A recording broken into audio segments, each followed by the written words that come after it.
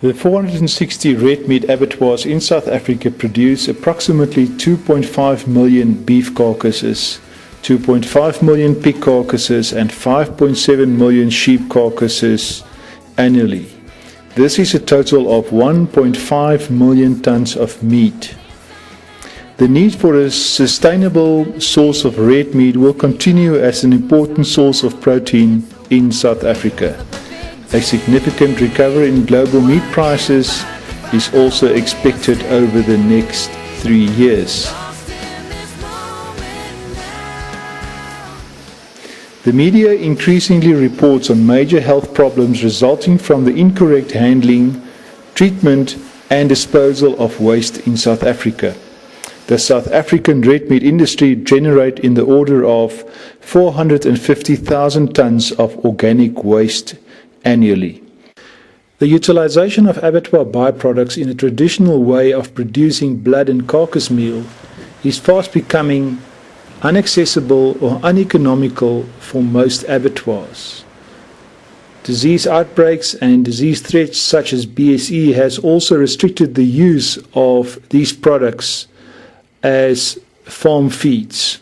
The alternative methods as approved by the Meat Safety Act and the Red Meat Regulation, that of incineration or denaturing on farmland and landfill, is becoming very restrictive due to the environmental legislation and the effect of these options on the environment.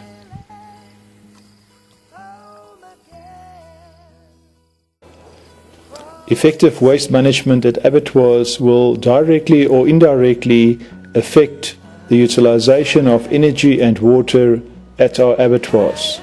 But what is the status of water and energy in the world? We have invited Professor Kobus van der Walt to provide us with some background on the impact of industry on these reserves. Professor Kobus van der Walt was born in Frankfurt in the Free State in 1961. He obtained an MSc degree at the Potchefstroom University for Christian Higher Education, specializing in geology, geomorphology and hydrology. In 1993 he obtained the PhD degree on a dispersion of asbestos fibers in the environment. Since then he has completed further training in environmental law, environmental audit, groundwater management, hydrological simulation, state of the environment reporting on the internet and project management. Kobus specializes in environmental management systems, hydrology, integrated catchment management and geomorphology, and is registered with the South African Council for Natural Scientific Professions as a professional natural scientist, as well as with SARTCA as an environmental auditor. Good morning everybody, thank you very much for granting me this opportunity to address you on some issues relevant to your activities and your agricultural sector. My presentation will touch on 4 issues relevant to your economic sector, the one being energy, the second one being water, the third one being climate change, and the fourth one being waste and waste disposal, the whole issue about waste. So energy, we started off by walking, we will end again in a few years' time by walking. In between we had nice vehicles and initially very heavy on fuel vehicles. Now all the vehicles are becoming more economic, but in the end the oil will run out, and I think that is one thing that we need to appreciate. 75% of the current world's energy is coming from fossil fuels, and these fuels will run out. 19% only is renewable energy, renewable sources of energy, and that will have to be expanded. It is estimated that 80% of the world's oil reserves will be depleted between 2050 and 2100, which is not very far away. Now peak oil, some scientists say that peak oil has been reached. In other words, we are now on the downhill slope of the oil production of the world. And this means only one thing, because oil is a commodity. The price is determined by the demand and supply, and this will mean that oil prices are going to rise inevitably. Despite the fact that oil has been enough until now to supply in the world's energy demands, all the easy explorable oil fields have been depleted.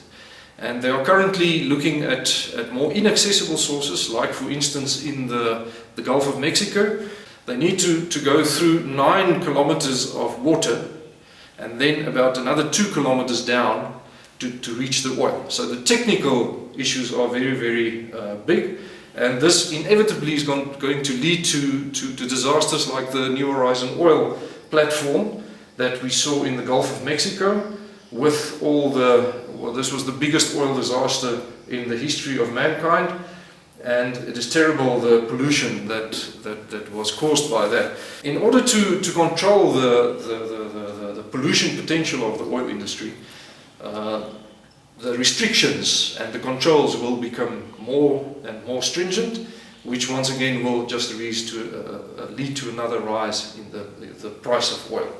There are some alternatives, like the oil sands in Canada, but it's very expensive. It costs about $105 per barrel to refine that kind of oil.